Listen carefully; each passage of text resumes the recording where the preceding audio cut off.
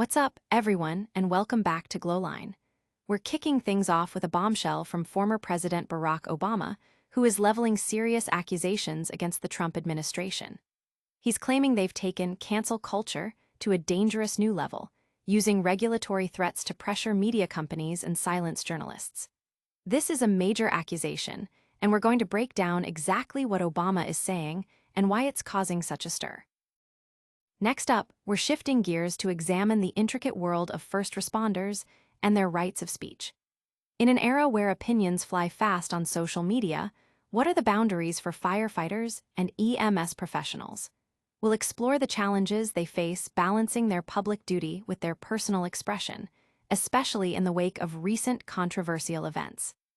Then, we dive headfirst into a massive debate. Cancel culture versus the First Amendment, all centered around the recent suspension of Jimmy Kimmel's show. We'll unpack how this case is igniting discussions about free speech, media responsibility, and the power dynamics at play when powerful figures clash with broadcasters.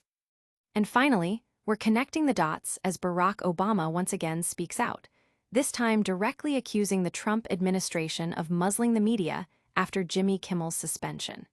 We'll explore the implications of these accusations for press freedom and the ongoing political battles. Stick around for all the details and make sure you're subscribed and have that notification bell on. Obama slams Trump admin for dangerous cancel culture tactics. Former President Barack Obama has unleashed a blistering critique of the Trump administration, accusing it of weaponizing regulatory threats to silence media outlets and commentators.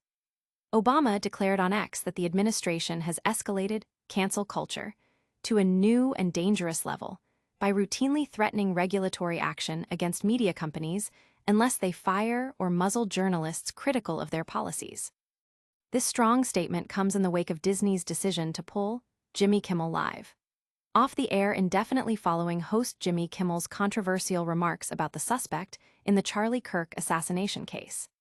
Kimmel had accused the MAGA gang of trying to politically exploit the tragedy, drawing the ire of conservatives and prompting FCC Chairman Brendan Carr to issue a threat against Disney if the situation wasn't addressed.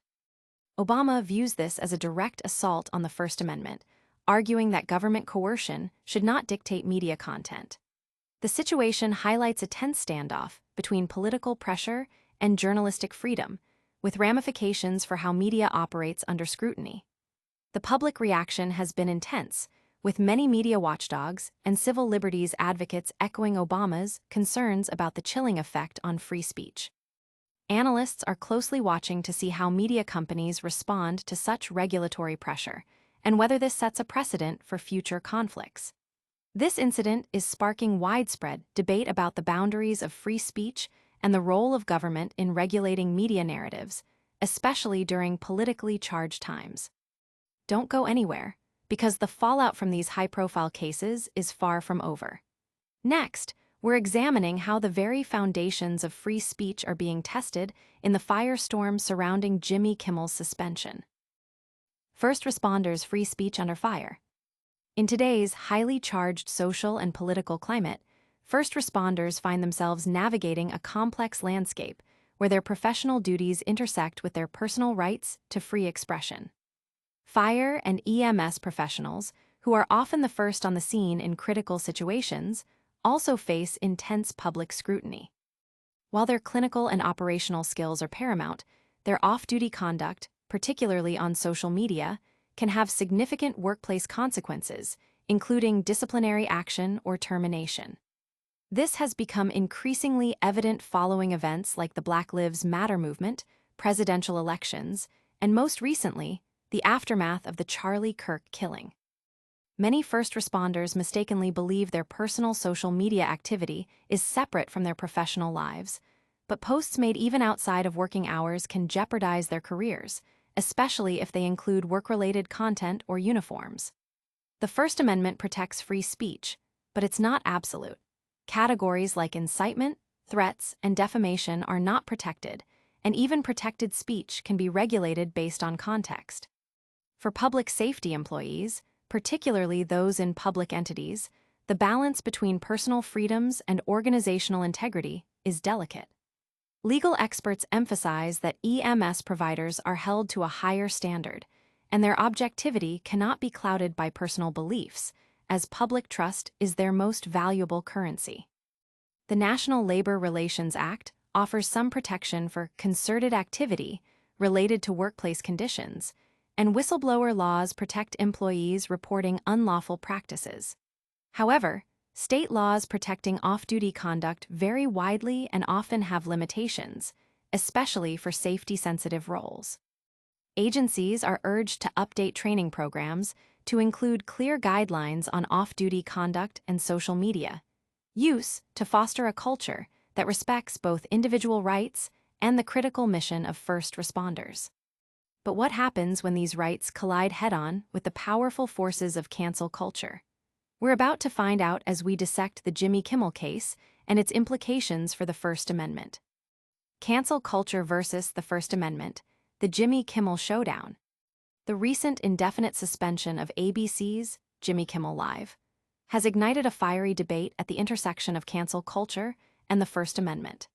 This controversy erupted after host Jimmy Kimmel made remarks linking the suspect in the Charlie Kirk assassination to the MAGA gang, a comment that drew sharp criticism from conservatives and led to threats of regulatory action from FCC Chairman Brendan Carr against Disney.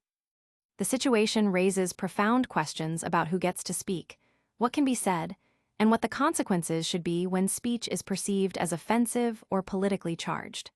Critics argue that such suspensions, fueled by political pressure and public outcry, represent a dangerous expansion of cancel culture, potentially stifling open discourse and press freedom. They point to former President Barack Obama's accusations that the Trump administration is using regulatory threats to muzzle the media, viewing Kimmel's suspension as a symptom of this broader trend. Conversely, supporters of accountability argue that hosts and media outlets should be held responsible for their words, especially when they touch on sensitive or politically divisive topics. This case is a stark reminder of the ongoing tension between the constitutional protection of free speech and the societal demand for responsible discourse, particularly in the high-stakes world of late-night television. The public reaction has been polarized, with strong opinions on both sides regarding Kimmel's remarks and the network's response. Experts are examining this as a pivotal moment that could shape future media accountability and the limits of protected speech in the public sphere. And the political ramifications are only just beginning to surface. Coming up, we'll hear directly from Barack Obama on how he believes the Trump administration is actively muzzling the press. Obama accuses Trump of muzzling media after Kimmel's suspension. Former President Barack Obama has strongly condemned the Trump administration's actions in the wake of Jimmy Kimmel's show suspension, accusing them of attempting to muzzle the media and violating the core principles of the First Amendment. Obama took to X to state that, after years of complaining about cancel culture, the current administration has taken it to a new and dangerous level by employing threats of regulatory action against media companies to force them to silence or fire unfavorable journalists and commentators. He specifically called out the administration's behavior as government coercion that the First Amendment was designed to prevent, urging media companies to stand firm rather than capitulate. This statement directly follows Disney's decision to indefinitely suspend Jimmy Kimmel Live, after Kimmel's critical remarks about the suspect in the Charlie Kirk assassination. While Trump has publicly celebrated Kimmel's suspension, calling him not a talented person, and claiming he was fired for lack of talent, Obama frames it as a deliberate attempt to suppress dissent. This incident is part of a larger pattern of late-night television shakeups, with Stephen Colbert's show also facing cancellation, adding to the turbulence in the industry. The public reaction has been sharply divided, with many seeing Obama's comments as a defense of press freedom against potential political overreach, while others defend the administration's stance. This high-profile exchange underscores the ongoing battle for narrative control and the perceived threats to journalistic independence in the current political climate. That's a lot to unpack, but we're not done yet. Stick around for our lightning round recap and the full GlowLine sign-off. All right, that's a wrap on today's top stories. We heard from Barack Obama calling out the Trump administration's tactics with the media, explored the delicate balance of free speech for our first responders, and dove deep into the cancel culture versus First Amendment battle sparked by Jimmy Kimmel's suspension. Don't forget to like this video if you found it informative, subscribe to GlowLine for more essential news updates, and hit that notification bell so you never miss a moment. Let us know your thoughts in the comments below, and give us a follow on all our social media channels for even more exclusive content. We'll see you next time.